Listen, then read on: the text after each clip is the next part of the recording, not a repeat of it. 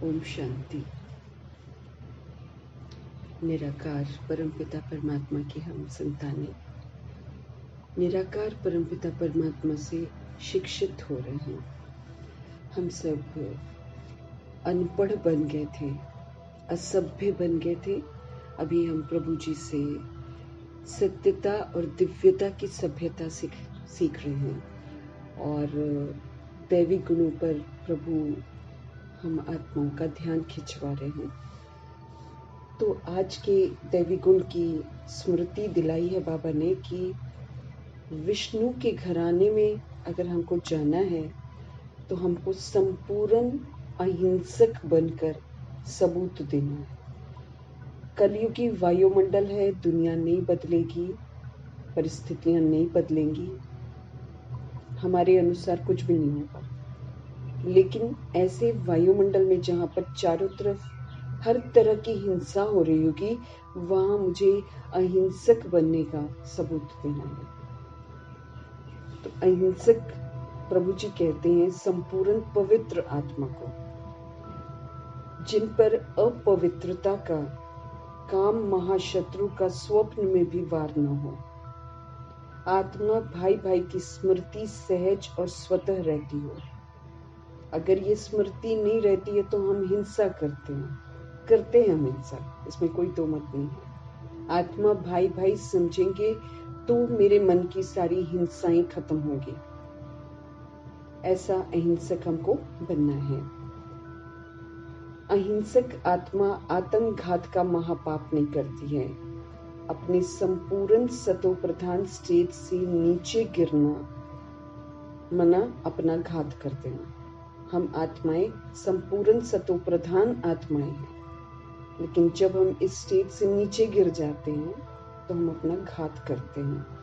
आत्मा के असली जो गुण स्वरूप है और शक्ति स्वरूप स्थिति है, जब जब हम आत्माएं उससे नीचे गिरते हैं, उसको भूल जाते हैं और उससे विपरीत कर्म करते हैं, तो पाप के खाते में हमारा जमा होता है। ये मुझे याद रखना है ना। आत्मा जो है गुण 7 गुण के स्वरूप वाली आत्मा है। जब जब हम इन गुणों में से किसी गुण को यूज नहीं करते हैं, उसके विपरीत हम व्यवहार करते हैं, तो मेरे को ये याद रखना है, अपने ऊपर कड़ी नजर रखनी है कि जब जब मैं अपने ओरिजिनल गुण से विस्मृत होकर पाठ बजाती हूँ, तब तब वो मेरा पाप के खाते में जमा हो जाता है और मैं क्या बन जाती हूँ? आत्मघाती महापापी।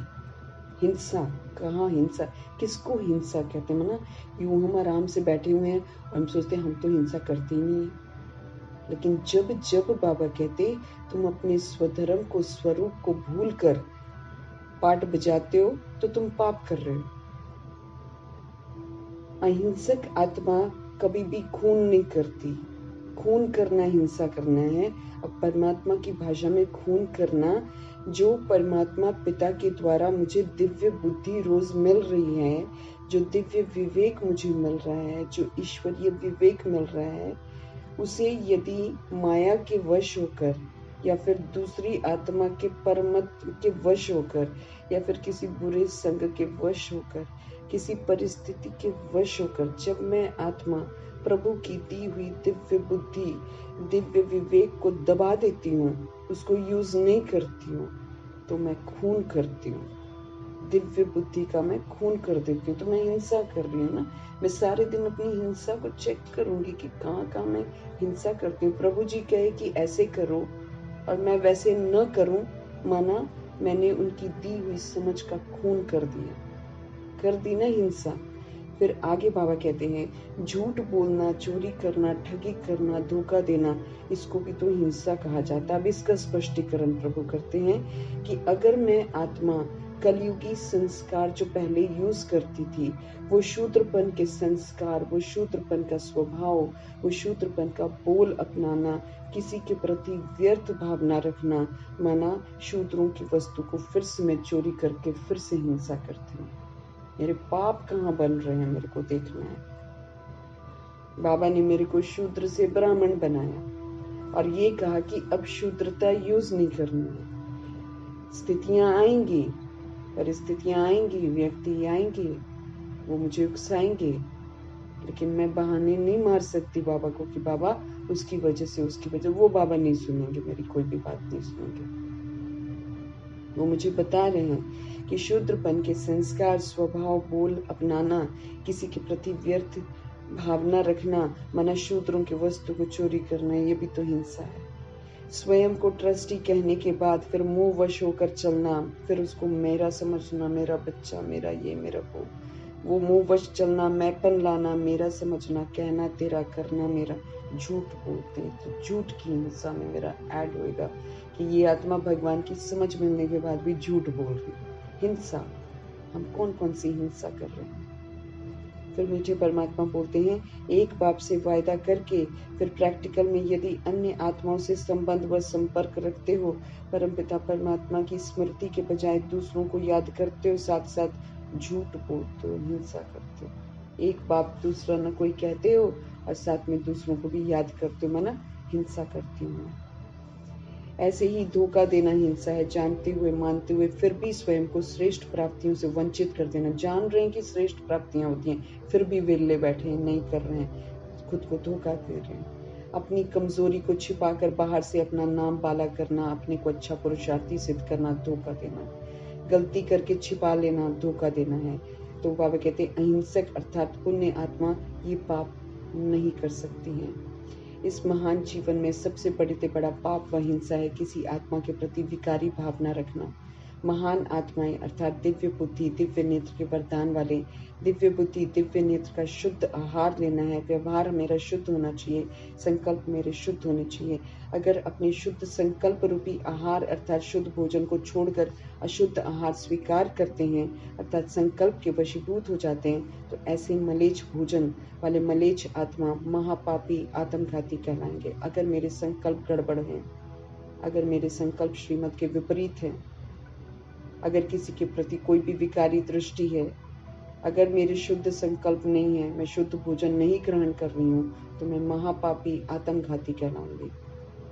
अहिंसक आत्मा वो है जिसकी चलन व व्यवहार से सारी आत्माओं को सुख का दान मिले, सबको सुख देते और सुख लेते रहें, सदा पुण्य का कार्य करें।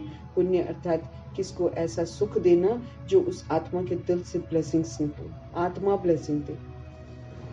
आप डबल अहिंसक आत्माएं अपने मुख से कभी कोई ऐसा शब्द नहीं बोल सकती हैं जिससे किसी की स्थिति ही डगमग हो जाए। यदि अपने शब्दों से किसी की ऊंची स्थिति को डगमग कर देते हो, हिंसा है। जैसे और द्वारा किसी को घायल करना हिंसा होता है, तीर द्वारा अगर किसी को घायल करते तो हिंसा होता है। इसी प्रकार शब्दों के द्वारा भी किसी को ईश्वरीय स्थिति से जब हम डगमग कर देते हैं, उसको घायल कर देते हैं, तो ये भी हिंसा है। माना कोई पुरुषार्थ कर रहा है लेकिन हमने उसके पुरुषार्थ पर टिक्का टिप्पणी कर दी या कुछ कह दिया, नहीं आपने ये चीज़ तो ठीक ही नहीं करी है, और उस हलचल में आ जाए वो आत्मा, उसको बुरा लग जाए, हिंसा है। अपने असली सतोप्रधान संस्कारों को धारण करने से ही डबल अहिंसक बनेंगे। आत्मा के जो असली सतोप्रधान जो संस्कार है वो सतोगुणी और सतयुगी संस्कार है। तो बाबा कहते उसको अपने ओरिजिनल ईश्वरीय जो संस्कार हैं उनको दबाकर यदि दूसरे संस्कारों को मैं आत्मा प्रैक्टिकल में लाती हूँ, ये भी हिंसा है। जैसे कोई किसी का गला दबाता है ना, तो उसे हिंसा माना जाता है। ऐसे अपनी ओरिजिनल जो मेरी ओरिजिनलिटी है, जो मेरी सतोगुणी ओरिजिनलिटी है, सत्य की ओरिजिनलिटी है, अगर हम उसको अथवा सतो प्रधान स्थिति के संस्कारों को दबा देते हैं, उसको हम यूज नहीं करते हैं, और देह के जो धर्म है, देह की जो आदतें, दैहिक जो आदतें, वो अगर मैं यूज कर देती हूँ, हाँ, तो हिंसा है। महान आत्मा अगर बनना है तो प्रभु कहते हैं इससे ये सारी हिंसाएं छोड़ दो। तो ऊंचे थे ऊंचे परमपिता परमात्मा की ऊंची से ऊंची शिक्षाएं हैं, तो ऊंची ऊंची शिक्षाओं को धारण करते हुए हमें अपने पर विशेष ध्यान रखना है, अपने पर बहुत बहुत कड़ी नजर रखनी है, क्योंकि प्रभु जी हम आत्माओं को ओरिजिनल सतो प्रधान स्टेज की तरफ लेकर जा रहे हैं। इसलिए हम आत्माओं में किसी भी तरीके की गलतियां वो बिल्कुल बर्दाश्त नहीं की जाएंगी। अगर हम सोचेंगे ना कि कहीं रहम करेंगे, प्रभु जी रहम नहीं करेंगे। वो मेरा खाता बनता जा रहा है, वो मेरा पाप का खाता ऐड होते जा रहा है, जिसका हम भुगतान साथ साथ करते भी जाते हैं। जैसे संकल्प अच्छे नहीं लग रहे हैं या अच्छा नहीं फील हो रहा है, हमें वो खुशी अंदर से नहीं आ रही है, हम वो अच्छा फीलिंग नहीं आता है, या हम कंफर्टेबल फील नहीं करते, हम हल्का फील, ये सारी तुरंत सजा है। बाकी फिर धर्म राज पूरी फिक्स हो जाएगी। इसलिए हम आत्माओं को अपने ऊपर कड़ी नजर रखनी है। मीठे मीठे परमात्मा हम आत्मा को विशेष ध्यान हर बात पर खिंचवा रहे हैं। तो ध्यान देते हुए आज की मुरली नई सुबह संगम युग की, उसमें बाबा आकर, हमारे मीठे मीठे बाबा आकर क्या हमको समझाते हैं, उनको हाजिर नाजिर ज़रूर रखेंगे। उनकी हाजिरी से ही हमारे बुद्धि के ताले खुले रहेंगे। हम उनकी मौजूदगी में उन्हीं से उनके महावाक्यों को समझेंगे और यही संकल्प और दुआ करेंगे कि उनका एक एक बोल मेरे चित्त पर बैठ जाए और मैं आत्मा बिल्कुल शक्तिशाली स्थिति में स्थित होकर प्रभु जी के जो शिक्षाएं हैं उसी के अनुसार कर्म करूं, किसी भी तरीके की मैं हिंसा न करूं। इस बात का ध्यान देते हुए, प्रभु जी को हाजिर नाजिर करते हुए, ब्रह्मा माँ को हाजिर नाजिर करते हुए, दोनों की मौजूदगी में हम उनसे उनके महावाक्यों को समझेंगे, उन्हीं से समझेंगे। उन्हीं के बोल हैं तो वही समझा सकते हैं। और साथ में आत्मा भाई जो करोड़ों भाई बैठे हुए हैं, हम आत्मा भाई जो हैं, वो सारी सोल्स जो है, उन सारी सोल्स के प्रति भी हम प्रभु जी के महावाक्यों को समर्पित करेंगे। प्रभु में ये शक्ति है सबको जगाने की और प्रभु जरूर जगाएंगे अपने, वो भी उनके बच्चे हैं। तो हम जब पढ़कर उनको समर्पित करेंगे तो प्रभु जी की शक्तियां वहां तक जरूर पहुंचेंगी और उन आत्माओं में भी पुरानी दुनिया की जो रीति रस्म है उससे वैराग आएगा। उनके मन में भी एक पवित्रता के जो चाहना है वो चाहना जरूर जगेगी। उन्हें भी प्रभु का बनने का मन जो होगा वो जागृत हो जाएगा। इन्हीं दुआओं के साथ उनको समर्पित करते हुए, जो प्रकृति है, जो वायुमंडल है, जो 5 तत्व हैं जिनके प्रति प्रभु जी है ना, प्रभु जी के महावाक्य की जो खुशबू है, जो शक्तियां हैं, वहां भी जरूर पहुंचे, वाइब्रेशन जरूर पहुंचे, उनका शुद्धिकरण भी हो। कम से कम कुछ तो प्रभु के महावाक्यों के जो शुद्धिकरण है वो वहां तक पहुंचे। दिन रात तो बहुत सारा अशुद्धिपन ही पहुंचता है। और इन्हीं दुआओं के साथ सबको समर्पित करते हुए देखते हैं आज हमारे मीठे मीठे परमपिता परमात्मा हम आत्माओं को किस विधि से सतो प्रधान ऊंची स्थिति की तरफ लेकर जाते हैं। मीठे मीठे बाबा बोले, मीठे बच्चे, शिव बाबा वंडरफुल है। बोलना पड़ता है बाबा को खुद ही कि बच्चों को एहसास ही नहीं होता है। इसलिए हमारे मीठे मीठे बाबा को खुद ही कहना पड़ता है कि शिव बाबा वंडरफुल बाप है, टीचर है, सदगुरु है। उन्हें अपना कोई बाप नहीं है, वो कभी किसी से कुछ सीखते नहीं है, उन्हें गुरु की कोई जरूरत नहीं है। ऐसा वंडर खाकर तुम्हें याद करना चाहिए। हमारा शिव बाबा राइट एट द टॉप है। उनको पढ़ाने वाला सिखाने वाला कोई नहीं है। वो सुप्रीम है, वो सदा सागर ही सागर है। गुणों का, शक्तियों का, ज्ञान का, पवित्रता का, जो ले लो, सारी अच्छाइयों का वो सागर ही सागर है। वो उनका कोई फादर नहीं, उनका कोई टीचर नहीं, उनका कोई सदगुरु नहीं। वो किसी से कुछ सीखते नहीं, उन्हें किसी की जरूरत नहीं। ऐसे वंडर खाकर हमें अपने मीठे मीठे परमपिता वंडरफुल फादर को याद करना चाहिए। प्रश्न है, याद में कौन सी नवीनता हो तो आत्मा सहज ही पावन बन सकती। हर दिन हमारी याद में नयापन होना चाहिए।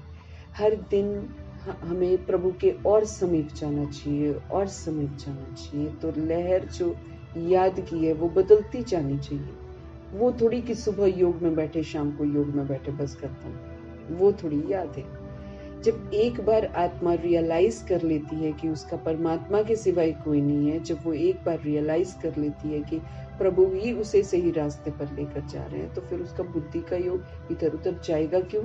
एक बार उसको एहसास हो गया यही तो मेरे सर्व संबंधी हैं, क्यों जाएगा इधर उधर।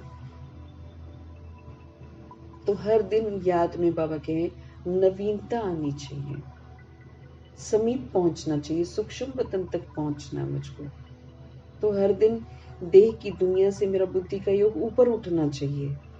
ये देह की दुनिया मुझे भूलती जानी चाहिए, ये देह मुझे भूलती जानी चाहिए, इसका आकर्षण मुझे भूलता जाना चाहिए, इसके नाम रूप के लेबल्स भूलते जाने चाहिए। इसकी जो भी अवस्था है, दैहिक अवस्था जो है, वो धीरे धीरे काम, क्रोध, लोभ, मोह, अहंकार, ये सारा हटता चला जाना चाहिए। नवीनता आनी चाहिए। तो याद में जब बैठते हो तो बाप की करंट खींचते रहो। लेना है प्रभु जी से सब कुछ।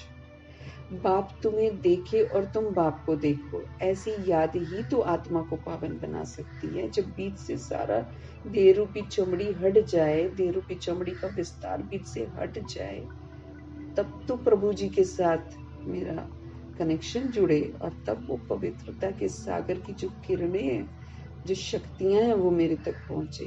ऐसी याद ही आत्मा को पावन बना सकती है। ये बहुत सहज याद है। मीठे बाबा कहते हैं ये सच्चाई की है, इसमें कोई बनावटीपन नहीं है। बाकियों में ये करो, वो करो, उसको पूछो, इसको पूछो, ये करना पड़ता है। यहाँ हकीकत हमको मालूम है। तो ये बहुत सहज याद है, इजी याद है। लेकिन बच्चे जो है ना, वो घड़ी घड़ी भूल जाते हैं कि हम आत्मा है शरीर में।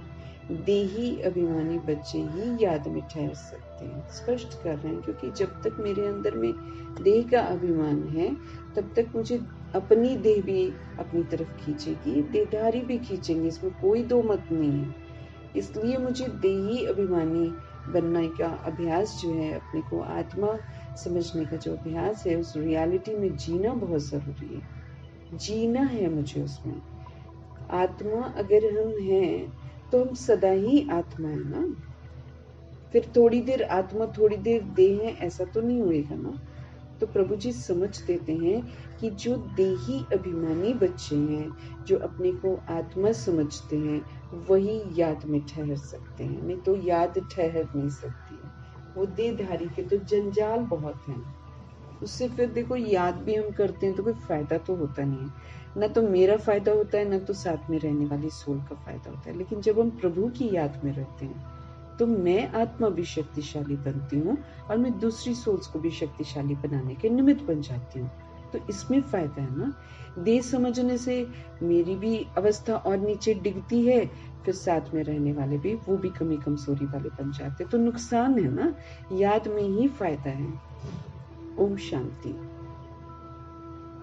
मीठे मीठे बच्चों को ये तो निश्चय है कि ये जो हमारा बेहद का बाप है, उनका कोई बाप नहीं। अब समझ में तो आ रहा है हमको। दुनिया में ऐसा कोई मनुष्य नहीं होगा जिसका बाप ना हो। एक एक बात बड़ी अच्छी समझने की है, और फिर नॉलेज भी वो सुनाते हैं जो कब पढ़ते नहीं है।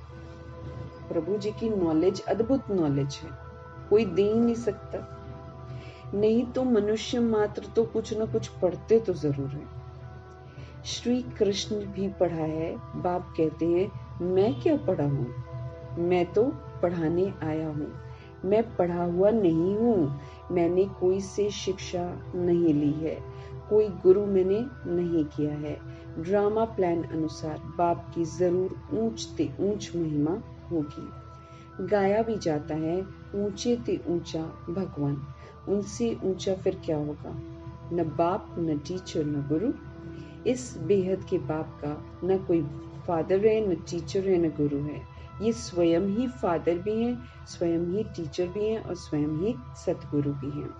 ये तो अच्छी तरह समझ सकते हो। ऐसा कोई भी व्यक्ति हो नहीं सकता। यही तो वंडर खाकर ऐसे जो बाप हैं, टीचर हैं, सदगुरु हैं, उनको याद करना चाहिए। ये सच्चा सच्चा फादर है। ये हमको सारी बातें सच सच बताते हैं। ड्रामा कैसे चलता है, क्योंकि ये पुनर्जन्म रहित है। ये हम आत्माओं की तरह अपने लिए शरीर लेते नहीं है, इसलिए इनकी शक्तियां, इनके गुण, इनकी विशेषताएं सारी बरकरार रहती हैं। तो मीठे मीठे परमात्मा मनुष्य कहते भी हैं, महाराज यही वंडर खाकर ऐसे बाप, टीचर, सदगुरु को याद करना चाहिए। मनुष्य कहते भी हैं ओ गॉड फादर। वो नॉलेजफुल टीचर भी है, सुप्रीम गुरु भी है, एक ही है। ऐसा बाबा कहते, ऐसा कोई दूसरा मनुष्य मात्र नहीं होगा। उनको पढ़ाना भी मनुष्य तन में ही है। पढ़ाने के लिए मुख तो जरूर चाहिए। ये भी बच्चों को घड़ी घड़ी स्मृति रहे तो भी बेड़ा पार हो जाए। याद रखना है मुझे बार बार, वो मुझे पढ़ा रहे हैं, मैं उनसे पढ़ रही हूँ, मेरे फादर हैं। अब ये वाली स्मृति आनी चाहिए कि ही इज माई फादर। मैं सोल हूँ और वो मेरे पिता हैं। अब मैं बॉडी नहीं हूँ, अब मैं बॉडी वाला मेरा माता पिता नहीं है। मुझे समझना है इस बात को अच्छी तरीके से। मुझे उनके प्रति भी आत्मिक दृष्टि रखकर उनके भी कल्याण के निमित्त बनना है। तो यहाँ पर झूठ नहीं चलता ना, यहाँ बनावटीपन नहीं चलता। जैसे कलयुग में ये चलता है कि तुम 10 लोगों से बात कर रहे हो तो 10 मुखौटे पहन सकते हो, चलता है, ये वहाँ की रीति रस्म है। अंदर बाहर आत्माएं बिल्कुल अलग होती हैं, ऊपर से मीठा बात करती हैं, अंदर से कुछ और सोचती हैं। ये कलयुग की फितरत है।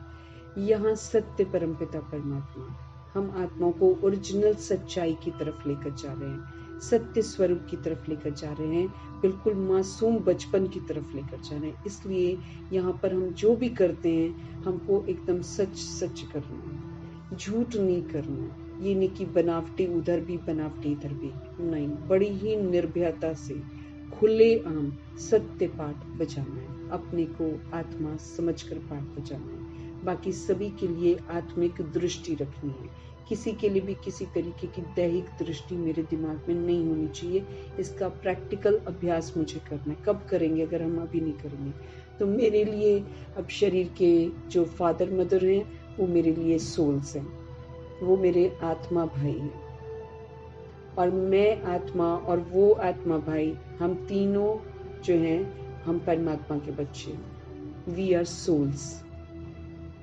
मुझे ऐसे जीना है।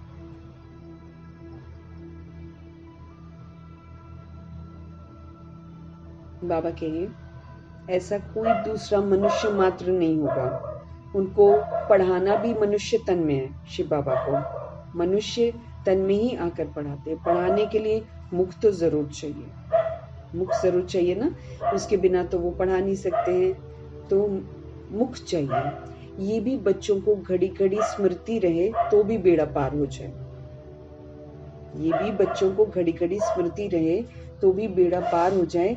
बाप को याद करने से ही मेरे विक्रम विनाश होंगे। अब हम आत्माएं तो गुनहगार हैं ना, हम आत्माएं तो गुनहगार हैं, हमने गलतियां करी हुई हैं, पाप कर रखे हैं। तो प्रभु का फरमान है कि उनको याद करने से मेरे पाप कर्म विनाश होंगे।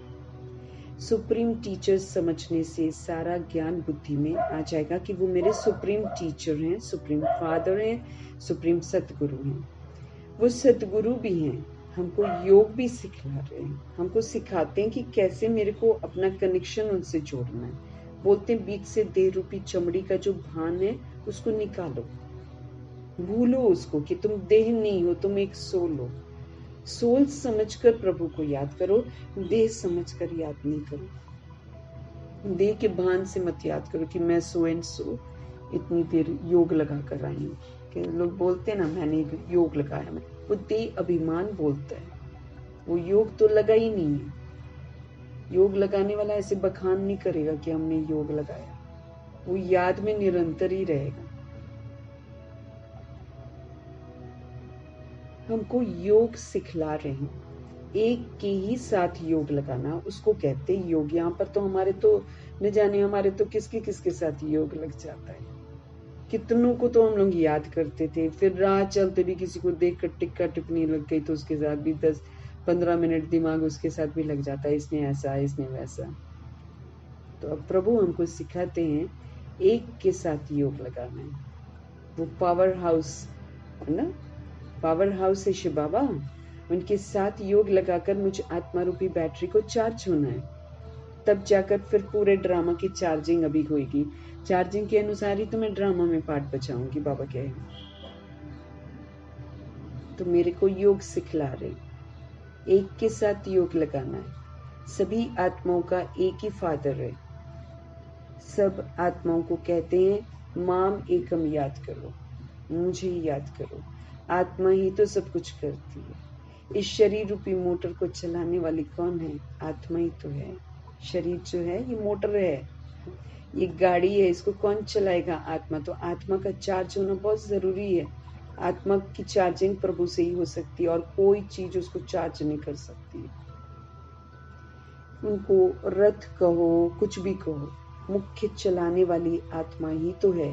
आत्मा का बाप एक ही है, मुख से कहते भी हो हम सब भाई भाई, एक बाप के बच्चे, हम सब भाई भाई हैं। फिर जब बाप आते हैं प्रजापिता ब्रह्मा के तन में तो फिर भाई बहन होकर रहते हैं हम। प्रजापिता ब्रह्मा मुख वंशावली, तो भाई बहन हो गए ना। अगर हम ब्रह्मा जी के मुख से पैदा होते हैं, स्वीकार करते हैं प्रभु को, और मुख वंशावली हो गए, तो हम सारे जब इकट्ठे मुख वंशावली बन रहे हैं, ऑब्वियसली हमारा रिलेशन ब्रदर सिस्टर का हो जाता है। भाई की बहन से कभी भी शादी नहीं होती है, कर लेते हैं ना आजकल, इसलिए बाबा फिर से बोल रहे हैं कि भाई की बहन से कभी भी शादी नहीं होती है। तो जिसने भी शादी करी है प्रभु का बनकर, वो उसने अपनी बहन से शादी कर ली है, क्योंकि प्रभु से समझ मिली हुई है कि तुम सभी आत्माएं हो, तुम मेरे बच्चे हो। समझ मिली है, समझ मिलने के बाद उस आत्मा ने शादी करी है, तो उसने जाकर अपनी बहन से शादी कर ली। भाई की बहन से कभी भी शादी नहीं होती है। तो ये सब प्रजापिता ब्रह्मा कुमार ब्रह्मा कुमारियां हो गए।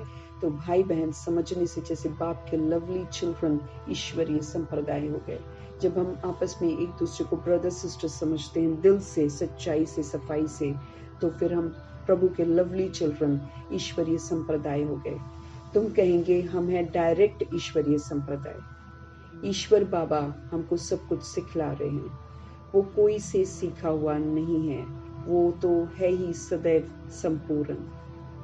उनकी कलाएं कभी भी कम नहीं होती हैं, हमारी कम होती हैं, क्योंकि हम बार बार शरीर का आधार लेते हैं, इसलिए हमारी कलाएं कम हो जाती हैं। प्रभु जी शरीर अपने लिए लेते नहीं हैं, उनकी कलाएं कभी कम नहीं होती हैं। वो तो ब्रह्मा का आधार लेकर पढ़ा कर निकल जाते हैं, ब्रह्मा का आधार लेकर पढ़ाते निकल जाते, टिकते थोड़ी हैं प्रभु जी, अधीन करके उस शरीर को यूज करते हैं। उनकी कलाएं कभी कम नहीं होती हैं और सबकी कलाएं कम होती हैं। हम तो शिव बाबा की बहुत महिमा करते हैं। शिव बाबा कहना बड़ा इजी है, और बाप ही तो पतित पावन है। सिर्फ ईश्वर कहने से इतना जचता नहीं है। अभी तुम बच्चों को दिल में जचता है बाप कैसे आकर पतितों को पावन बनाते हैं। लौकिक बाप भी है, पारलौकिक बाप भी है। पारलौकिक बाप को सभी याद करते हैं, क्योंकि पतित हैं तब याद करते हैं। शरीर का बाप भी है, आत्मा का बाप भी है। पारलौकिक बाप को शरीर का बाप होते हुए भी सब लोग याद कर रहे हैं, क्योंकि पतित हैं। पतित आत्मा ही याद करती, गिरी हुई आत्मा ही प्रभु को याद करती, जानती नहीं है लेकिन याद करती है। अब शरीर का बाप होते हुए भी शरीर का बाप जो है और शरीर के जो बच्चा सब प्रभु को याद करते हैं। आत्मा को याद करना पड़ता है। आत्मा की बीमारी वो परमात्मा ही ठीक कर सकते हैं। आत्मा जो दुख अनुभव करती है, वो दुख दूर करने वाला शिव पिता परमात्मा ही है, और कोई दूर कर नहीं सकता है। पारलौकिक बाप को सभी याद करते हैं, क्योंकि पतित है ना, तब याद करते हैं, क्योंकि सब गिरती कला में चले गए, पावन बन गए, फिर तो दरकार ही नहीं। अब पवित्र है, सतयुग में कोई पूजा करता नहीं है, याद करता नहीं है, जरूरत नहीं है ना पवित्रता में। पतित ही तो पुकारते। तो आज पूजा पाठ जो हो रहा है, मंदिर गुरुद्वारे जहाँ भी आत्माएं जा रही हैं, क्यों जा रही हैं? क्योंकि सब पतित हैं। गंगा स्नान करने क्यों जा रही हैं? क्योंकि पतित हैं। लेकिन जब बोलो कि आप पतित हो तो स्वीकार नहीं करती हैं। फिर ठेस पहुंचती, यूं कान पकड़ के रगड़ते हैं, नीचे हैं, पापी हैं, कपटी हैं। ऐसे बोलकर देखो कि आप नीचे हो, कपटी हो, तो स्वीकार नहीं करेंगे। फिर बोलेंगे हमारे अंदर भगवान है। मीठे परमात्मा कहते हैं पावन बन गए, फिर तो दरकार ही नहीं है ना याद करने की। पतित पावन को बुलाने की जरूरत ही नहीं। ड्रामा देखो कैसा है।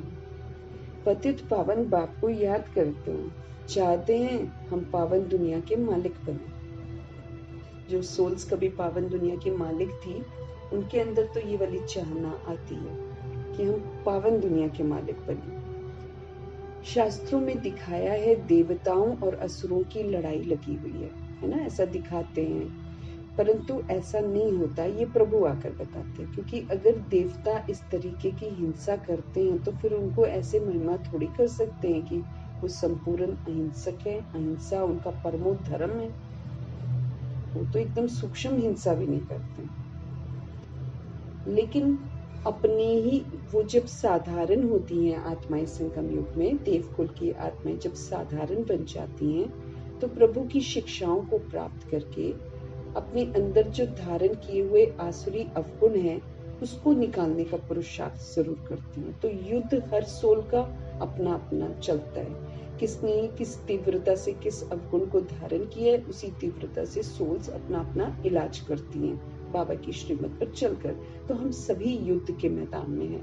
हम सभी अपनी कमी कमजोरियों से युद्ध करके फिर जाकर हम मनुष्य से फरिश्ता, फरिश्ता से देवता बनते। कोई सहज बात तो है नहीं। लेकिन ये जो विवरण कहीं से ना सारी बातें एंड में पता चलती है ना, तो ये जो विवरण होता है या फिर शास्त्र भी जो बनाते हैं, जैसे ब्रह्मा जी ने ही बहुत कुछ बनाया होगा शुरू शुरू में, तो फिर जो थोड़ा थोड़ा बुद्धि में याद रहता भी, तो पावरफुल तरीके से ब्रह्मा जी ने तो सब कुछ धारण किया है, तो बहुत कुछ एक बातें मिक्स तो जरूर हो जाती है पुनर्जन्म में आकर, लेकिन कुछ बातें वो लिख देते हैं डिफरेंट विधि से, उसको स्थूल रूप दे देते हैं।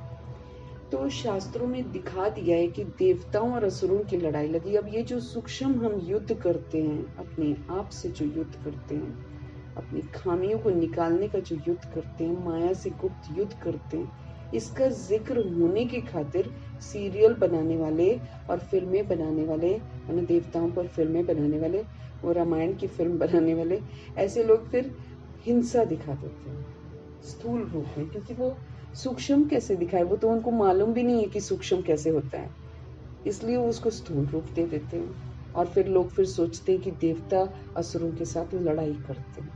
ये स्वदर्शन चक्र, अब हमको स्वदर्शन चक्र नॉलेज मिली हुई है, उस नॉलेज से हम अपने घमंड को खत्म करते हैं, देह अभिमान के घमंड को खत्म करते हैं, और वो फिर जो बुद्धि में होगा उसके अनुसार वो स्थूल दिखा देते हैं कि ये अंतिम अस्त्र है, शस्त्र सबसे खतरनाक है, अगर ये कृष्ण जी के हाथ से निकला तो ये गला काट के ही, तो कैसे अजीब अजीब आवाजें निकाल कर वो लोग वो सीरियल्स और मूवीज बना देते हैं। तो प्रभु जी आकर बताते कि भाई इनकी पूजा हो रही है मंदिरों में, तो कोई हिंसात्मक व्यक्ति की पूजा नहीं हो सकती है।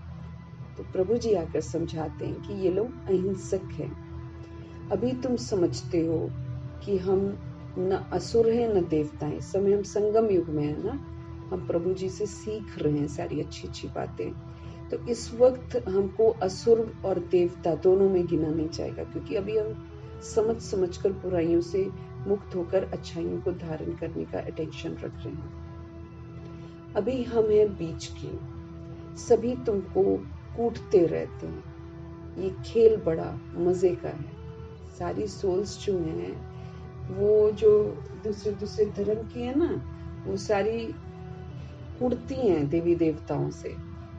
ये जो कन्वर्टेड क्रिश्चियन है, ये तो इनको दिख जाए ना छोटी सी मूर्ति भी गणेशा की या किसी चीज की, उठा के डस्टबिन में फेंक देते हैं इतना उनको गुस्सा आता है। वो छोटी छोटी मूर्तियां बनाकर जिसको हिंदू लोग पूरा पूजा करते हैं ना, ये लोग उठा के डस्टबिन में फेंक देते हैं और क्या कहते हैं, हमारे पूर्वज हमारी आज की हालत के लिए जिम्मेवार हैं। झूठ तो नहीं बोलते।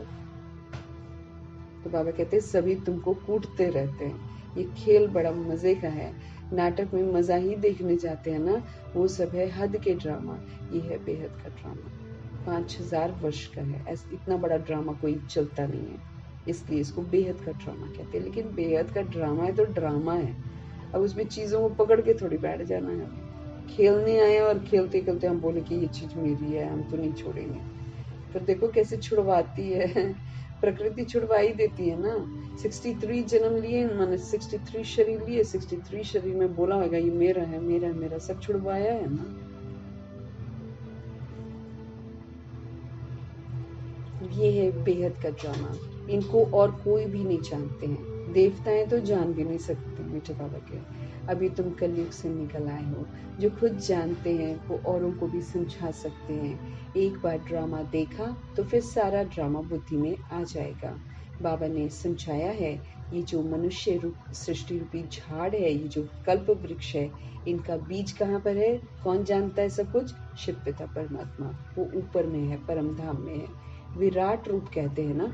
तो बाप बैठ तुम बच्चों को समझाते हैं, मनुष्य को तो ये पता ही नहीं है। शिव बाबा कोई सी भाषा सीखा होगा क्या, नहीं, जबकि उनका कोई टीचर ही नहीं है, तो भाषा फिर क्या सीखा होगा। तो जरूर जिस रथ में आते हैं उनकी भाषा ही काम में लाते हैं। अब उनको हिंदी आती है, उनकी स्मृतियों को जगाकर उनके मुख से फिर हिंदी में, क्योंकि मेजॉरिटी सोल्स हिंदी ही समझती हैं, इसीलिए हिंदी शब्द का ही प्रयोग करते हैं बाबा।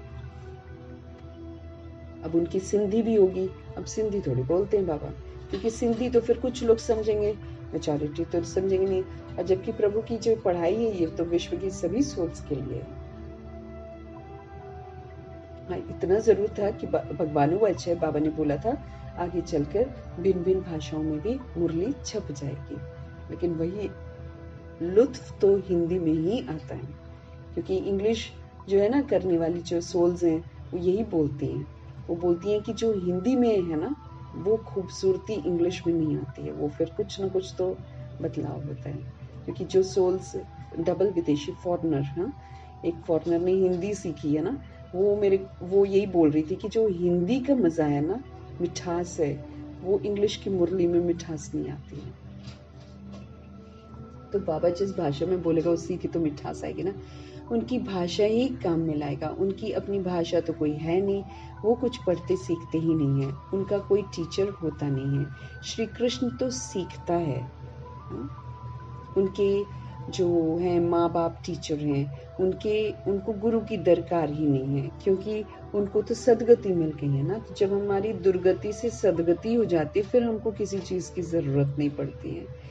ये भी तुम जानते हो, तुम ब्राह्मण ही तो सबसे ऊंच हो, ये तुम स्मृति में रखो कि हम ऊंचे कुल के हैं भाई, याद रखना है। तो मेरी हरकतें जो है वो अहिंसक होनी चाहिए, जैसे बाबा अभी भी बोल रहे हैं ना, हमारे जो है हिंसा ही नहीं होनी चाहिए।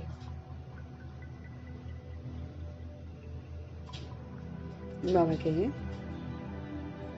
तुम ब्राह्मण ही सबसे ऊंचे, ये तुम स्मृति में रखो। हमको पढ़ाने वाला कौन? शिव पिता परमात्मा। हम अभी ब्राह्मण हैं, इस समय मैं आत्मा ब्राह्मण बनी हूँ। थोड़े समय पहले मैं आत्मा शूद्र थी, मैं अपने को देह समझती थी, देह की कमी कमजोरियों को यूज करती थी। अभी मुझे ध्यान रखना है बार बार, मैं कौन हूँ? ऊंचे कुल की हूँ, मैं ब्राह्मण कुल की हूँ, मैं ब्रह्मा मुख वंशावली हूँ। मुझे ब्रह्मचर्य में रहना है और ब्रह्मचारी रहना है, ये मुझे अपने आप को बार बार पक्का कराना, क्योंकि पक्का कराएंगे तभी तो हम टेंशन रखेंगे ना कि मेरे को क्या करना है। तो बाबा हमको स्मृतियां दिला रहे हैं, ये तुम स्मृति में रखो। बाबा कहते हैं क्या स्मृति में रखो? कि तुम ब्राह्मण सबसे ऊंच हो। और हमको पढ़ाने वाला कौन? शिव बाबा। तो याद रखना भाई, हम सुप्रीम टीचर से पढ़ रहे हैं, लोगों की नजर है हम पर। तो मेरे सुप्रीम टीचर जो हैं वो हम आत्माओं पर इतनी मेहनत करते हैं, तो फिर हमको बड़ा ध्यान रखना है ना कि जो हम उनसे पढ़ रहे हैं वो फिर हमारे आचरण में होना चाहिए, तब तो हम दूसरी सोल्स को प्रभु से जोड़ सकेंगे। अब मेरा आचरण बिगड़ा हुआ होगा और मैं कहे जाऊं भगवान आए हुए हैं, भगवान हमको पढ़ा रहे, कौन यकीन करेगा? कितने तो निकालते हैं, झंडे लेकर घूमते हैं। खुद की अवस्था हमारी अच्छी हुई नहीं है, खुद ही हमको यकीन अभी तक हुआ नहीं है प्रभु में, और हम चले झंडे लेकर सबको बताने, तो क्या किसी के समझ में आएगा? वो तो उल्टा और डिससर्विस हो जाती है। लोग तरह तरह के मजाक उड़ाते, फिर राहु का ग्रहण लग जाता है, क्योंकि किसी के साथ किसी की अवस्था बदल जाती है या कोई व्यवहार में आता है, कोई किसी के साथ कैसा व्यवहार कर देता है, वो फिर उल्टे उल्टे बोल देते हैं। तो हमको ये याद रखना है कि हम सब ब्राह्मण हैं, हम ऊंचे हैं, हम प्रभु की रचना है, पढ़ाने वाला हमको बाप है। हम अभी ब्राह्मण हैं, ब्राह्मण फिर देवता बनते हैं, फिर ब्राह्मण से फरिश्ता, फरिश्ता से देवता, फिर उसके बाद ऑफकोर्स चक्र लगता है, फिर क्षत्रिय, फिर वैश्य, फिर शूद्र। और अगर पूज्य स्वरूप में देखें तब तो देवता स्वरूप, पूज्य स्वरूप, ब्राह्मण स्वरूप, फरिश्ता स्वरूप, ज्योति बिंदु स्वरूप। इसका दर्शन प्रभु कहते करते रहो और ऐसा बनते जाओ। तो कितना ना क्लियर करके प्रभु जी सब समझाते हैं। बाप को तो पहले से ही कह देते हैं, वो सब कुछ जानते हैं। क्या जानते हैं? किसी को पता ही नहीं है। अब वो बोलेंगे सबके मन की बातों को जानते हैं। अब प्रभु जी पूरी सृष्टि का जो इतिहास है वो पूरा का पूरा जानते हैं, कैसे हम सभी सोल्स खेल खेलती हैं, कैसे नीचे गिरती हैं और कैसे प्रभु जी आकर फिर से हमको उठाते हैं।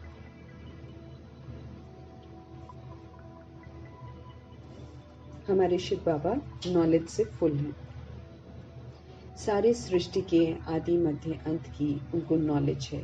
बीज को सारे झाड़ की नॉलेज होती है ना। वैसे भी दुनिया में देखो, एक बीज, आम का बीज लगाते हैं, वो बीज के अंदर ही सारी क्वालिटीज है जो जिसके अनुसार वो पेड़ उगता है ना। ऐसे ही हमारे जो शिव बाबा है वो बीज रूप है। वो हम सारी सोल्स कैसे पार्ट बचाते हैं, कैसे ड्रामा आदि मध्य अंत में जाता है, वो उनको पूरा मालूम है। बीज को सारे झाड़ की नॉलेज होती है।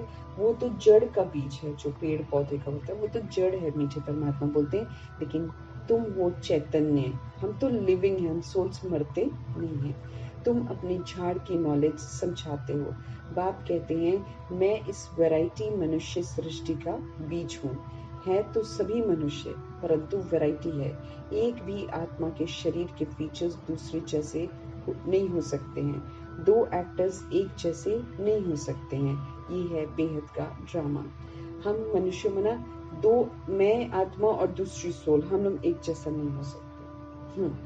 और ऊपर से पुनर्जन्म में आते अलग अलग परिस्थितियों से बिल्कुल ही नहीं हो सकते, हो ही नहीं सकते। एक घर में जब मदर फादर बनकर जो लोग बोलते हैं कि मेरे 2 बच्चे 3 बच्चे, वो तीनों ही अलग अलग किस्म के होते हैं।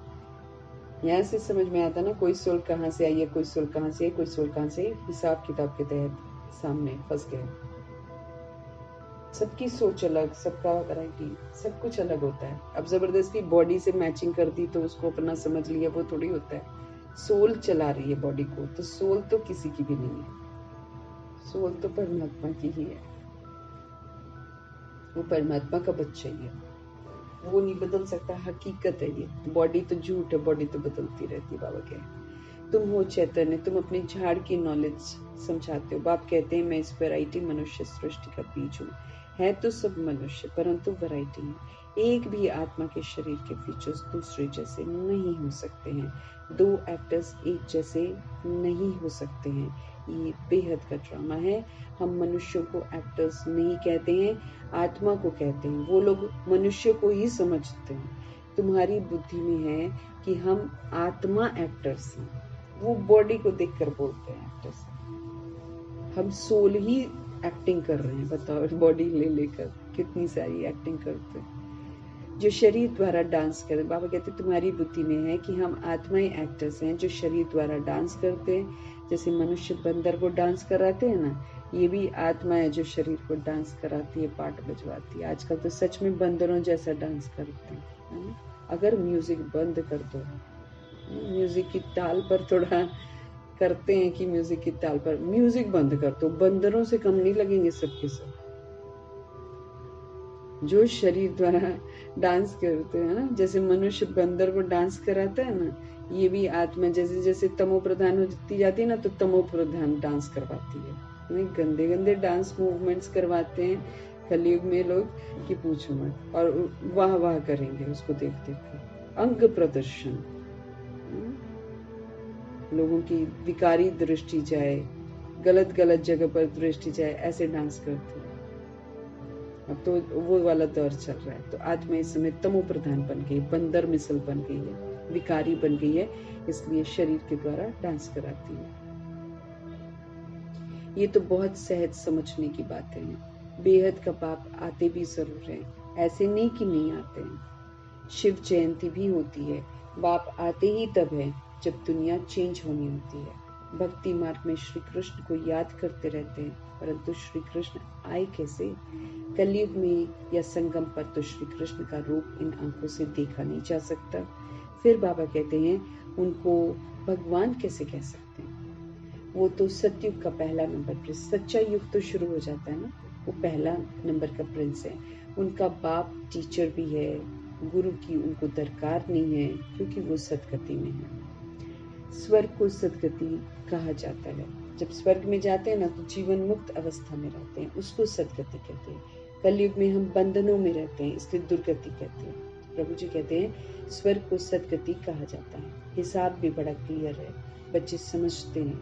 मनुष्य 84 जन्म लेते हैं, कौन कौन कितने जन्म लेते हैं वो तो हिसाब करते हो ना। डीटी कराना जरूर पहले पहले आता है। शुरू में डीटी कराना है 1250 वर्ष का, फिर उसके बाद फिर वो सेमी वाले जो बन जाते हैं, उनको फिर बाबा देवता नहीं कहते हैं, उनको प्रभु क्षत्रिय कहते हैं। वो देवता नहीं कहलाते। राम सीता देवता नहीं है, राम सीता क्षत्रिय कहलाते हैं। तो टीटी घराना जो है वो जरूर पहले पहले आता है, पहला जन्म उनका ही होता है। एक का हुआ तो फिर उनके पीछे सभी आ जाते हैं। ये बातें तुम जानते हो। तुम्हारे में भी सोल इंडिपेंडेंट है, आ सकती है, उसको भेजने की जरूरत नहीं होती है। एक आती है फिर उसके पीछे पीछे सब आ जाते हैं। ये बातें तुम जानते हो। तुम्हारे में भी कोई अच्छी रीति समझते हैं, जैसे उस पढ़ाई में होता है। ये है बहुत सहज, जो प्रभु जी समझाते बहुत ईजी है। सिर्फ एक गुप्त डिफिकल्टी है। तुम बाप को याद करते ही उसमें माया विघ्न डालती है, क्योंकि माया रावण को ईर्ष्या होती है, उनको ईर्ष्या होती है। जब हम सभी आत्माएं माया को छोड़कर प्रभु की याद में बैठते हैं या प्रभु को याद करते हैं तो माया उसमें विघ्न डालती है, क्योंकि माया रावण को ईर्ष्या होती है। तुम राम को याद करते हो तो रावण को हर्षद होता है, मतलब ईर्ष्या होती है, अरे इस भगवान को क्यों याद कर रहे हैं, मेरे पीछे क्यों नहीं, मुझे क्यों छोड़ रही है। कि हमारा मुरीद जो है वो राम को क्यों याद करता है। वो सोचते ये तो मेरा कस्टमर था, मैं जैसे करवा रहा था, कलह कलेश करवा रहा था, उल्टे काम करवा रहा था, काम क्रोध लोभ मोह अहंकार में, ये अब पवित्रता के सागर जो है राम निराकार परमपिता परमात्मा के मुरीद क्यों बन रहे हैं, उनका क्यों कहना मान रहे हैं, इसलिए उनको क्यों याद कर रहे, इसलिए तंग करते। तो ये भी ड्रामा में पहले से ही नींद है, कोई नई बात नहीं है। बाबा कहते हैं कल पहले जो पाठ बजाया है वही तो बजाएंगे। अभी तुम पुरुषार्थ कर रहे हो, कल पहले जो पुरुषार्थ किया है वो अभी भी कर रहे हो। ये चक्र फिरता रहता है, कभी बंद नहीं होता है। टाइम की टिक टिक होती रहती है। बाप समझाते हैं ये 5000 वर्ष का ड्रामा है। शास्त्रों में तो कैसी कैसी बातें लिखती हैं। बाप ऐसे कभी नहीं कहेंगे कि भक्ति छोड़ो, क्योंकि अगर यहाँ भी चल नहीं सके और वो भी छूट जाए तो न इधर के न उधर के रहे, है ना। बाबा किसी को भी नहीं बोलते हैं कि तुम भक्ति छोड़ो, बाबा समझ देते हैं। समझ देने के बाद फिर जो बच्चा बनता है फिर भाई उसको तो बोलते हैं कि अब तुम वो नहीं कर सकते। बाबा ये जरूर बोलते हैं कि तुम वो नहीं कर सकते जो तुम भक्ति में कर, उनको बोलते जो बच्चे बन जाते हैं। बाकी जनरल जो द्वापर युग और कलयुग में सोल्स आने वाली है उसको थोड़ी बोल देते कि भक्ति छोड़ो। क्यों? क्योंकि प्रभु कहते कम से कम थोड़ा सा भक्ति करके थोड़ा तो कहीं बच जाएगा। तो बाबा कहते क्योंकि अगर यहाँ भी चल नहीं सके ज्ञान मार्ग में और वो भी छूट जाए तो न तो इधर के रहे न उधर के ही रहे, कोई काम का ही नहीं रहा। इसलिए तुम देखते हो कई मनुष्य ऐसे भी हैं जो भक्ति आदि कुछ नहीं करते, बस ऐसे ही चलता रहता है। कोई तो फिर कह देते हैं भगवान ही अनेक रूप धरते हैं। अरे ये तो बेहद का ड्रामा है, ये तो अनादि बना बनाया ड्रामा है जो रिपीट होता रहता है। इसलिए इसको अनादि अविनाशी वर्ल्ड ड्रामा कहा जाता है। पीछे परमात्मा समझते रहे, इसको भी तुम बच्चे ही समझ रहे हो। इसमें भी तुम कुमारियों के लिए तो बहुत इजी है, क्योंकि उल्टी सीढ़ी नहीं चढ़ी है। माताओं को तो जो सीढ़ी चढ़ी है ना वो उतरनी पड़ती है सबसे पहले। अब हमने संबंधी बना लिए होंगे, रिश्ते बना लिए होंगे, विस्तार कर लिया होगा, है ना। वो तो हम तो उल्टी सीढ़ी तो चढ़ गए।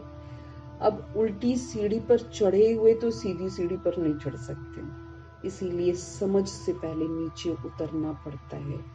हर चीज को छोड़ना पड़ता है। नहीं, ये अब बच्चा नहीं है, ये आत्मा है। ये माँ बाप नहीं है, आत्मा है। ये सगे संबंधी आत्मा है। ऐसा समझा कर क्या होता है, हम फिर उल्टी सीढ़ी को नीचे उतरते हैं। जब हम नीचे उतरते हैं फिर सीधी सीढ़ी चढ़ते। ब्रह्मा जी पहले पूरी उल्टी सीढ़ी नीचे उतरे थे, फिर सीधी सीढ़ी चढ़े। मम्मा को दिक्कत नहीं हुई क्योंकि मम्मा उल्टी सीढ़ी चढ़ी नहीं थी जब ज्ञान मिला था। तो जो उल्टी सीढ़ी चढ़ जाते हैं, मानो जो अदर कुमारियां होती हैं, जो माताएं होती हैं, वो सारी उधर उल्टा सीढ़ी चढ़ जाती हैं, तो फिर उनको जब समझ मिलती है तो समझ से वो नीचे उतरती हैं। मानो जो स्मृतियां है ना, मेरा ये है, मेरा ये है, मेरा ये है, उसको खत्म करती हैं। उसको बोलते हैं नीचे उतरना। तो जो सीढ़ी उल्टी चढ़ी है वो उतरनी पड़े। कुमारी को तो और कोई बंधन नहीं है, चिंतन ही नहीं है। बाप का बन जाना है, लौकिक संबंध को भूल कर पारलौकिक संबंध अब जोड़ना है। जो शरीर का संबंध है उसको अब भूल जाना है और अब सारा संबंध जो है, क्योंकि अब समझ में आ गया कि मैं आत्मा हूँ, मैं तो बॉडी का आधार लेकर बॉडीली रिलेशंस के पीछे जाती हूँ, पतित बन जाती हूँ। अब मुझे पावन बनना है, इसलिए मुझ आत्मा को सारे संबंधों को भूल पारलौकिक बाप को याद करना है, उन्हीं को अपना सर्व संबंधी बनाना है। कलयुग में तो है ही दुर्गति, नीचे उतरना ही है ड्रामा के अनुसार। भारतवासी बच्चे ना, भारतवासी कहते हैं ये सब कुछ ईश्वर का है, वो मालिक है, तुम कौन हो? हम आत्मा है, बाकी ये सब कुछ ईश्वर का है। ये देह आदि जो कुछ है ये परमात्मा ने दिया है। मुख से कहते तो ठीक है, कह देते हैं ये सब कुछ ईश्वर ने दिया, अच्छा फिर उनकी दी हुई चीज में खयानत थोड़ी डालनी चाहिए। अब बाबा किस तरीके से देते हैं वो तो संगम युग में हमको पता चलता है, बाकी तो लोग विकारों से ही पैदा करते, वो प्रभु की देन थोड़ी है। लेकिन बाबा कहते ये जो संगम युग में हम चेंज करते हैं ना सारा कुछ, इस नजरिए से अगर देखो तो ठीक बोलते हैं, कह देते हैं सब कुछ ईश्वर ने दिया है, अच्छा फिर उनकी दी हुई चीज में फिर बाबा कहते खयानत थोड़ी डालनी चाहिए, फिर कभी ये थोड़ी कहना चाहिए कि मेरी है, परंतु उस पर भी चलते नहीं है। बोलते हैं सब कुछ प्रभु का है लेकिन चलते नहीं है, रावण की मत पर चलते हैं। मीठे परमात्मा समझाते हैं तुम तो ट्रस्टी हो, परंतु रावण संप्रदाय होने के कारण तुम ट्रस्टीपन में अपने को धोखा देते हो। मीठे परमात्मा समझते रहे कि बाप समझाते हैं कि तुम तो ट्रस्टी हो, परंतु रावण संप्रदाय होने के कारण तुम ट्रस्टी पने में अपने को धोखा देते हो। मुख से कहते एक हो और करते दूसरा हो। बाप ने चीज दी फिर ले ली तो उसमें तुमको दुख क्यों होता है? ममत्व मिटाने के लिए ही तो ये बातें बाप अपने बच्चों को समझाते हैं।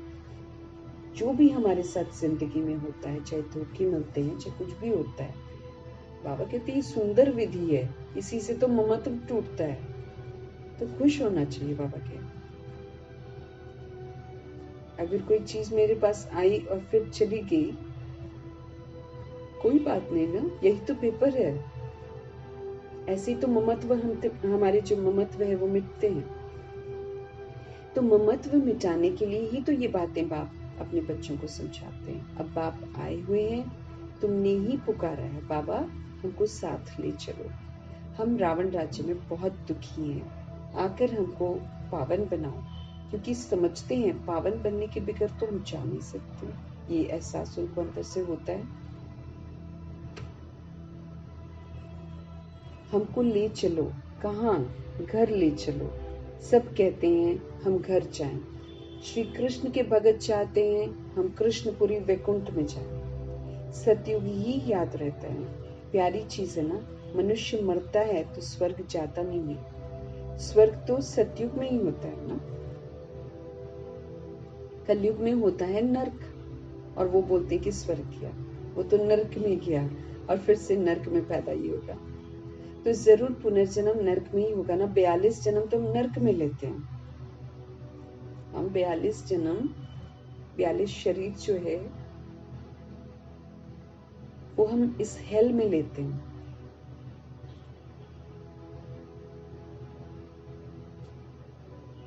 तो पुनर्जन्म नर्क में ही होगा ना।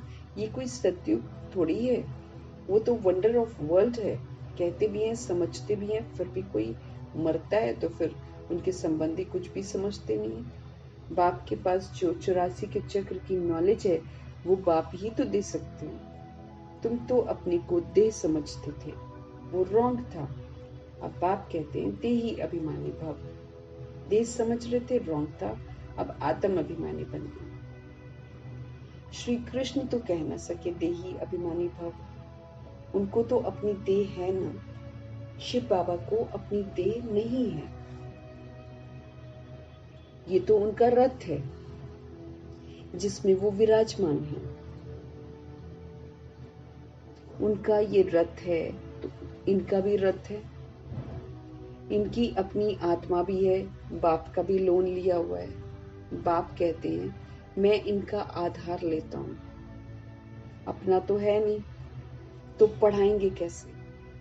बाप रोज बैठकर बच्चों को कशिश करते हैं कि अपने को क्या समझो, आत्मा समझो और बाप को देखो।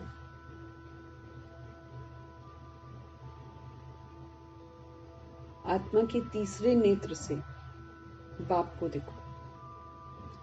ये शरीर भूल जाना चाहिए हमारा। याद की यात्रा में नवीनता कैसे आनी चाहिए वो बाबा बोल रहे हैं। शरीर भूलता जाना चाहिए।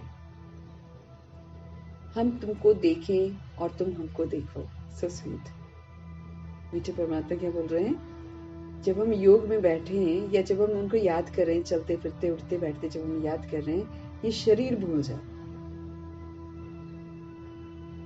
और फिर कहते हैं अपने को आत्मा समझ और बाप को देखो। ये शरीर भी भूल जाए, हम तुमको देखें और तुम हमको देखो। हम निराकार आत्माएं निराकार परमात्मा को देखें और निराकार परमात्मा हम आत्माओं को देखें। ऐसा चाहते हैं वो। तुम जितना बाप को देखेंगे तुम उतना पवित्र होते जाएंगे, क्योंकि वो है ही पवित्रता का सागर। और हम जितना देहधारी को देखेंगे उतना हम अपवित्र बनते जाएंगे। तो मीठे परमात्मा क्या बोल रहे हैं, तुम जितना बाप को देखेंगे तुम पवित्र होते जाएंगे और कोई उपाय पावन बनने का नहीं है। कोई भी उपाय नहीं। प्रभु का संग ही एक उपाय है। अपने को आत्मा समझना और अपने मीठे मीठे परमात्मा का संग करना, उन्हीं को देखना, उन्हीं से बातें करना, उन्हीं संग खाना, उन्हीं संग पीना। जितना हम ये करते जाएंगे उतना हम पवित्र होते जाएंगे, क्योंकि एक वही पवित्रता का सागर है, बाकी सारे पतित हैं। अगर हो तो बताओ। मीठे बाबा कहते और तो कोई उपाय है नहीं पावन बनने का। अगर है तो बाबा हम ही को पूछ रहे हैं, अगर तुम्हारे पास कोई उपाय है तो बताओ, जिससे आत्मा पवित्र होती हो। बताओ बाबा कहते हैं। गंगा के पानी से तो नहीं होगी, आत्मा की धुलाई नहीं होती, वो तो बॉडी के ऊपर से धुलाई होती रहती है। तो गंगा के पानी से तो मीठे बाबा कहते हैं आत्मा की धुलाई नहीं होगी। पहले तो कोई को भी बाप का परिचय देना है। भाई हमारा बाप कौन है किसी को मालूम ही नहीं है। पिता को ही नहीं जानते, तभी तो रूहें भटक रही हैं इधर उधर। कभी उसका धक्का खा रही है, उसकी गालियां खा रही है, कभी उसके पीछे, कभी उसके पीछे, कभी उसके पीछे। मेरा बच्चा, वो बच्चा पूछेगा ही नहीं। क्यों? क्योंकि वो बच्चा नहीं है, वो हमारा कार्मिक अकाउंट आया हुआ है।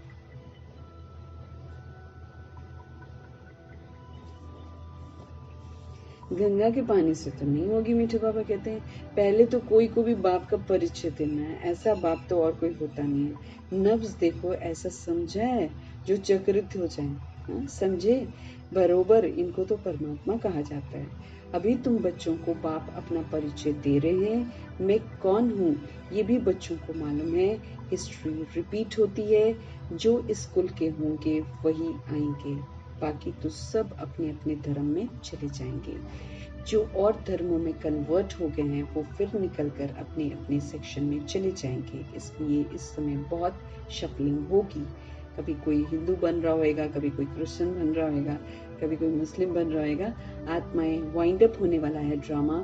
इसलिए जब सृष्टि रूपी ड्रामा में जिस भी धर्म में आई होगी, पैदा हुई होगी, उसी में वापस लौटकर अपना हिसाब किताब चुप्त करके ड्रामा को क्लोज करेगी। इसलिए कोई वो करने की जरूरत नहीं है, दुख हो ये तो मुस्लिम बन गया, ये तो क्रिश्चियन बन गया, और भाई उसको जाना ही है। उसमें वो ड्रामा में ऐसे ही आया तो हम कहाँ किसको किसको पकड़ कर रखेंगे। इसलिए खामखा के लड़ाई झगड़े खत्म और सारी चीजों को स्वीकार करना है। तो मीठे बाबा बोलते हैं जो और धर्मों में कन्वर्ट हो गए होंगे वो फिर निकल अपने अपने सेक्शन में चले जाएंगे। इसलिए निराकारी झाड़ भी दिखाया हुआ है। ये बातें तुम बच्चे ही समझते हो। निराकारी झाड़ कहाँ पर है? परम धाम में, जहाँ पर हम बिंदु स्वरूप में जाते हैं और फिर अपने अपने सेक्शन में बैठ जाते हैं। जो बाबा के साथ हैं, जो समीप अभी बनते हैं वो समीप रहते हैं, फिर नंबर बाद सारी सोच रहती है। 16,108 तक रहती हैं, फिर सारे जितने भी लोग हैं बाकी वो सारे अपने अपने सेक्शन में विराजमान हो जाते हैं। ये बातें तुम बच्चे ही समझते हो, बाकी तो कोई मुश्किल ही समझते हैं। 7-8 से कोई 1-2 निकलेंगे जो समझेंगे ये नॉलेज तो बहुत अच्छी है, ये हम लोग को जान लेना है ना। 7-8 होंगे, अगर 7-8 को आप समझाते हो बाबा का, और फिर उसमें से 1 या 2 ही निकलेंगे अपने अपने तरीके से, नहीं तो छोड़ते चले जाएंगे, छोड़ देते हैं। थोड़ा सा मैंने तो देखा है, शुरू में जब शुरू करी बाबा ने शुरू कराई थी ना सेवा, ओहो बहुत लोग थे। जब उनको सच्चाई बताई बस धीरे धीरे गायब गायब गायब गायब। वैसे जब कोटेशंस जनरल में थे, वाह वाह वाह वाह बहुत अच्छा बहुत अच्छा बहुत अच्छा कर रहे थे। फिर मैंने सोचा कि चलो ये बहुत अच्छा कर रहे हैं, अब इनको ना कोर्स भी बीच में डाल देते हैं। जब कराया कोर्स, आत्मा परमात्मा कुछ कुछ बताया, एक एक एक एक एक एक करके गायब। अभी जो बाबा की गहराइयां होती है ना, इसमें भी बाबा के बच्चे एक एक दो दो गायब हो रहे हैं, क्योंकि जो मुंह माया में पड़े हैं वो मुंह माया में पड़े हुए हैं। वो जब ऐसी ऐसी बातें सुनते हैं कि इसको छोड़ो उसको छोड़ो, बुद्धि से ये बाबा को भी याद करो, वो गायब होने की कोशिश, कहाँ चले जाएंगे, हकीकत से भागकर कहाँ जाएंगे, इस बात का उनको नहीं मालूम है। वो फिर अपने जो ना मुंह माया के बंधन में बंधने वाले, वो फिर प्रभु की पढ़ाई को छोड़ देते हैं, हकीकत को ज्यादा नहीं जान, ऊपर ऊपर से पढ़ना चाहते हैं, ऊपर ऊपर से सुनना चाहते हैं, गहराइयां समझना नहीं चाहते, तो ऐसी सोच भी छोड़कर चली जाती है। अभी तो ये देखेंगे टेलीग्राम में जितने लोग हैं, इसमें से कितने लोग गायब होते हैं, गायब होंगे, हो जाते हैं गायब। जैसे जैसे हकीकत पता चलती है ना, इधर उधर हो जाते हैं। कहाँ जाएंगे, वापस तो फिर आना पड़ेगा। लेकिन वो समय ऐसा होएगा जब पढ़ाई नहीं होगी, कनेक्शन नहीं होएगा, फिर पछताएंगे सारे के सारे कि हम लोगों को ऐसे बाबा बोल रहे थे, हमने ऐसे नहीं किया, ऐसे नहीं किया। ऊपर ऊपर से पढ़ना चाहती हैं आत्माएं, ऊपर ऊपर से पढ़कर सोचती हैं हम स्वर्ग में चले जाएंगे। जब गहराइयां पता चलती हैं क्या क्या करना है, गायब हो जाती हैं। मैं तो अपने आंखों के सामने देखती रहती हूँ कितने सारे लोग घटते हैं। और जब से परमात्म शिक्षा वाला ग्रुप में डाला है, आधी लोग पढ़ते ही नहीं है। अपना ही नुकसान है।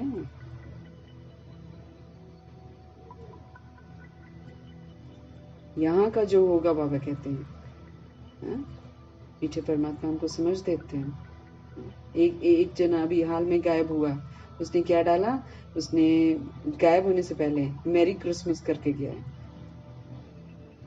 ऐसे गायब होते हैं लोग। मेरा क्या जा रहा, तुम मेरे को मैरी क्रिसमस करके क्या करेगा। छोड़ रहे हो पढ़ाई, तुम्हारी अपनी पढ़ाई, अब तुम्हारा अपना लॉस है। यहाँ का जो होगा, उनको तूफान कम आएंगे, दिल होगी फिर जाए जाकर सुने। जो सोल्स दूर दूर की होंगी, उनको तूफान आते हैं, उनको मुंह माया फिर चकड़ता है, उनको अपना परिवार चकड़ता है। तो कोटों में कोई ही निकलेगा, बाबा कहते हैं, इक्का दुक्का ही निकलेंगे, आगे चलेंगे। यहाँ का जो होगा, उनको तूफान कम आएंगे, दिल होगी फिर जाए जाकर सुने। कई फिर संग के रंग में भी आ जाते हैं, तो फिर आते नहीं है। संग का रंग भी लगता है बाहर। अब आजकल तो वैसे ही दोस्तियां चल रही हैं सबकी, तो रंग लग जाता है, तो चले जाते हैं, छोड़ देते हैं प्रभु का ज्ञान, फिर आते नहीं है। जहाँ पार्टी को जाता है हुआ देखेंगे, उसमें लटक पड़ेंगे, देखेंगे अरे वो इतने लोग इधर जा रहे हैं, चलो जी उधर चलते, उसमें लटक पड़ेंगे। मेहनत लगती है बहुत, कितनी मेहनत करनी पड़ती है। घड़ी घड़ी कहते हैं, हम भूल जाते हैं। मैं आत्मा हूँ, शरीर नहीं, ये घड़ी घड़ी भूल जाते। हकीकत ही हम भूल जाते। बताओ, हम सोल्स हैं, हम इस चीज को ही स्वीकार नहीं करना चाहते, फिर भूल जाते। फिर शरीर 63 जन्म लेकर इतना हम आत्मा के दिमाग पर हावी हो गया है, हमको आत्मा समझने नहीं देता है, तो घड़ी घड़ी बाबा कहते भूल जाते। बाप भी जानते हैं बच्चे काम चिता पर बैठकर काले हो गए ना, क्योंकि हम लोग काले हो गए, हमारे तमो प्रधानता की स्टेज पर हम लोग चले गए ना। इसके कारण जो जितना काला हो गया होगा, उसको फिर वैसे ही दिक्कत होती है आत्मा का पाठ पक्का करने में। बाप भी जानते हैं बच्चे काम चिता पर बैठकर काले हो गए हैं, कब्र दाखिल हो पड़े हैं, इसलिए सांवरे बन गए हैं, बुद्धि काम नहीं करती है। उनको ही फिर बाप कहते हैं हमारे बच्चे सब जल मरे हैं। फिर बाबा क्या बोलते हैं, ये सारे बच्चे काम चिता में जल मरे, बुद्धि का थाला बिल्कुल बंद हो गया। ये बेहद की बात है। कितनी करोड़ों आत्माएं हमारे घर में रहने वाली हैं, अर्थात ब्रह्म लोक में रहने वाली हैं। बाप तो बेहद में खड़े हैं ना, तुम भी बेहद में खड़े हो जाएंगे। जानते हो, बाबा स्थापना करके चला जाएगा, फिर तुम राज्य करेंगे। बाकी सब आत्माएं शांति धाम में चली जाएंगी। समय समीप आ रहा है, सोल्स शांति धाम चली जाएंगी अपना सजाए भुगत के, और बाकी जो प्रभु जी के बच्चे हैं वो अपना नंबर बार अपने पुरुषार्थ के अनुसार स्थापना का कार्य जिसने किया होगा उसको राज्य भाग्य मिल जाएगा, जिसने नहीं किया होगा उसको नहीं मिलेगा। क्योंकि यहाँ पर तो जितना दिया होगा तन मन धन से, वो भी तो सच्चाई वाला होगा ना। तो जिसने सच्चाई से किया होगा उसका सफल होगा, उसको फिर उतनी प्राप्ति हो जाएगी। अच्छा, मीठे मीठे सिकिलदे बच्चों प्रति माता पिता बाप दादा का याद प्यार और गुड मॉर्निंग। रूहानी बाप की रूहानी बच्चों को नमस्ते। हम रूहानी बच्चों की भी रूहानी बाप को दिल से, प्यार से, स्नेह से, जिगर से, मोहब्बत से, जान से प्यार भरी स्नेह भरी नमस्ते, और तहे दिल से उनके एक एक बोल के लिए बहुत बहुत धन्यवाद। धारणा के लिए मुख्य सार है, किसी भी एक्टर में, किसी भी एक्टर से, आत्मा एक्टर है ना, मीठे परमात्मा बोल रहे हैं, किसी भी एक्टर से रावण हशद करे, विघ्न डाले, तूफान में लाए, तो उसे न देख अपने पुरुषार्थ में तत्पर रहना। तो बहुत कुछ होता है ना, किसी के साथ कुछ होता है, किसी के साथ कुछ होता है। तो किसी भी एक्टर से रावण हशद करे, ईर्ष्या करे, विघ्न डाले, तूफान में लाए, तो उसे न देख अपने पुरुषार्थ में तत्पर रहना। कौन क्या कर रहा है मेरे को नहीं देखना, क्योंकि हर एक एक्टर का पार्ट इस ड्रामा में अपना बना, ये अनादि ड्रामा बना हुआ है। हम सब ने जो रिकॉर्ड कर दिया अज्ञानता में, वो रिकॉर्ड हो गया, उसी के वशीभूत होकर फिर हम कर्म करते हैं। तो जो जिसने रिकॉर्ड किया है वो उसी के अनुसार पाठ बजाएगा, भले हमको अच्छा लगे चाहे नहीं लगे। इसलिए प्रभु कहते हैं प्रभाव मुक्त रहो। ये बना बनाया अनादि ड्रामा है, अनादि आत्माओं ने बनाकर उसको रिकॉर्ड कर लिया है। वो करेंगे वही जो उन्होंने रिकॉर्ड कर रखा है। इसलिए खामखा अपना दिमाग किसी के साथ खराब नहीं करना। तो किसी भी एक्टर से रावण का हश्द, किसी भी एक्टर से रावण अगर ईर्ष्या करे, उसकी जिंदगी में विघ्न डाले, उसकी जिंदगी में तूफान लाए, हमें उसे देखकर प्रभावित नहीं होना है। अपने पुरुषार्थ में मुझे तत्पर रहना है, क्योंकि हर एक एक्टर का अपना अपना पार्ट है, इस ड्रामा में अपना अपना है। ये अनादि ड्रामा बना हुआ है, इस बात को समझना है। रावण मत पर ईश्वर की अमानत में खयानत नहीं डालनी है। अभी हमको रोज ईश्वर की मत मिलती है। अब कायदे से हम आत्माओं के लिए यही एक तरीका है बचने का सजाओं से, कि हम ईश्वर की मत पर चलें। तो रावण की मत पर ईश्वर की अमानत में खयानत नहीं डालनी है। अब ईश्वर की मत मुझे मिल रही है, लेकिन बीच में रावण की मत भी बुद्धि में आए और मैं आत्मा उसको यूज कर लूं, तो वो खयानत डाल देते हैं। सबसे ममत निकाल कर पूरा ट्रस्टी होकर रहना। अब मुझे किसी के सोल के साथ भी अटैचमेंट नहीं रखना है। सारी अटैचमेंट निकाल कर मुझे पूरा ट्रस्टी होकर रहना है। मैं आत्मा ट्रस्टी हूँ। मीठे मीठे परमात्मा का मीठा मीठा बर्ताव, सदा एक रस मूड द्वारा सर्व आत्माओं को सुख, शांति, प्रेम की अंजलि देने वाले महादानी भव। प्रभु जी बरसाते हैं सुख, शांति, प्रेम, रोज बरसाते हैं।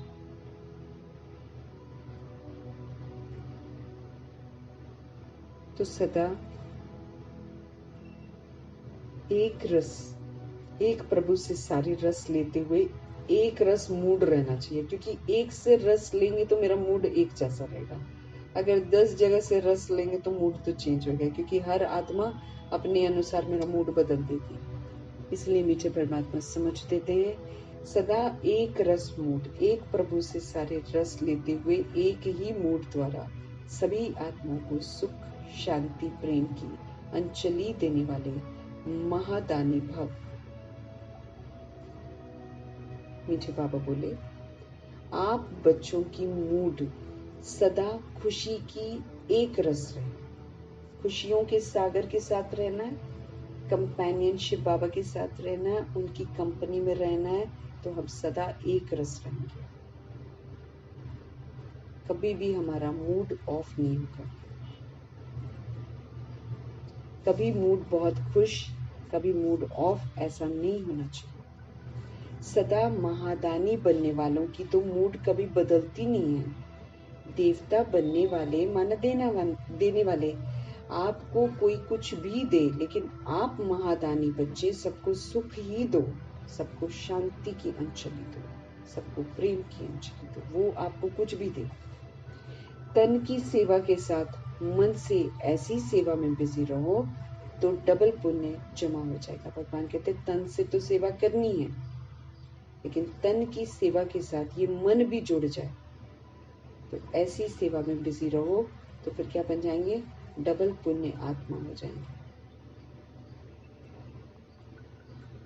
तो तन की सेवा के साथ मन से बाबा कहते ऐसी सेवा में बिजी रहो तो फिर डबल पुण्य जमा हो जाएगा हम आत्माओं का। हमारे प्यारे प्यारे परमपिता परमात्मा हम आत्माओं को कह रहे हैं, सदा एक रस मूड हमारा होना चाहिए, ऑलवेज हैप्पी। मैं आत्मा हूँ, इसलिए सदा सुखी हूँ, सदा खुश, सदा संतुष्ट, सदा पवित्र, सदा सुख स्वरूप, सदा आनंद स्वरूप, सदा शक्ति स्वरूप। ये बाबा ऐसा बनाता है। आत्मा हूं ना, फिर आत्मा हूं तो फिर मैं सदा खुश हूं। तो सदा हमारा एक रस मूड चाहिए, तब हम दूसरों को सुख शांति की अंजलि पहुंचा सकेंगे, दे सकेंगे, महादान करना।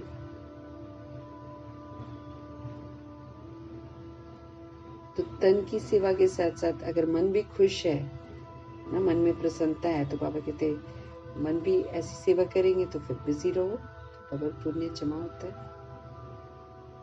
स्लोगन है आज का, आपकी विशेषताएं प्रभु प्रसाद है, इन्हें सिर्फ स्वयं प्रति यूज नहीं करो, बांटो और इसको बढ़ाओ। प्रभु जी जो भी सिखाते हैं, जो भी विशेषता है, बाबा कहते जो भी विशेषताएं जो है अभी हमको मिलती, प्रभु प्रसाद है। हमको कहाँ, हम तो शूद्र बन गए थे ना, हम तो शूद्र कौड़ी तुल्य थे, हमको मैनर्स थोड़ी आते थे। कलयुग के मैनर्स जो हैं वो वेल मैनर्ड चाइल्ड बोल देते हैं, लेकिन प्रभु ने तो आकर हम आत्माओं का घमंडी तोड़ दिया कि हम लोग कितने असभ्य इल मैनर्ड लोग हैं। तो आपकी विशेषताएं बाबा कहते जो भी हमें बाबा अच्छी बातें सिखाते हैं वो तो सारी प्रभु का प्रसाद है। तो आपकी विशेषताएं प्रभु प्रसाद है, इन्हें सिर्फ बाबा कहते स्वयं प्रति यूज मत करो, लेकिन इसको बांटो और इसको खूब बढ़ाओ। जितना बांटते जाएंगे बढ़ता जाएगा।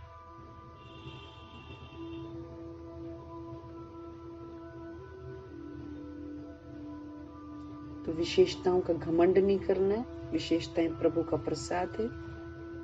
अपने प्रति इन्हें सिर्फ स्वयं प्रति मत यूज करो, बाबा कहते हैं इसको खूब सेवाओं में लगाओ, खूब बांटो और खूब बढ़ाओ। जितना प्रभु प्रसाद है, विशेषताएं हम जो भी विशेषताएं दैवी गुण बाबा सिखाते ना, वो हम जितना धारण करते जाएंगे उतना वो बढ़ती चली जाएंगी। उसकी गहराइयां बहुत अथाह। भगवान जी की हर चीज अविनाशी है, अखुट है, इसलिए जितना भी हम डिवाइन क्वालिटीज के अंदर जाते जाएंगे और गहरे अनुभव और गहरे अनुभव और गहरे अनुभव।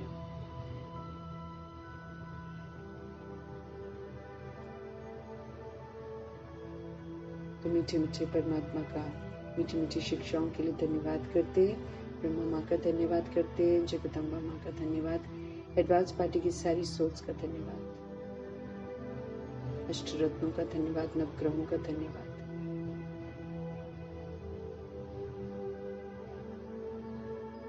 ड्रामा का धन्यवाद, पांच तत्वों का धन्यवाद, प्रकृति का धन्यवाद, माया का धन्यवाद, यमदूत का धन्यवाद।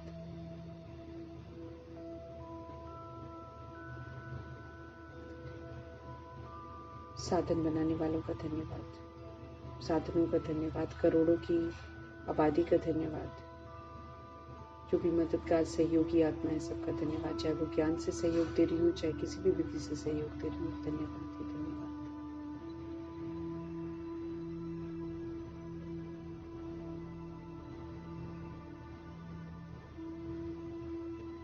शरीर रूपी इंस्ट्रूमेंट का धन्यवाद, जो भी कुछ हमें उपलब्ध है सारा इस सृष्टि पर धन्यवाद, ज्ञान रत्न जो मिल रहे हैं उसका धन्यवाद।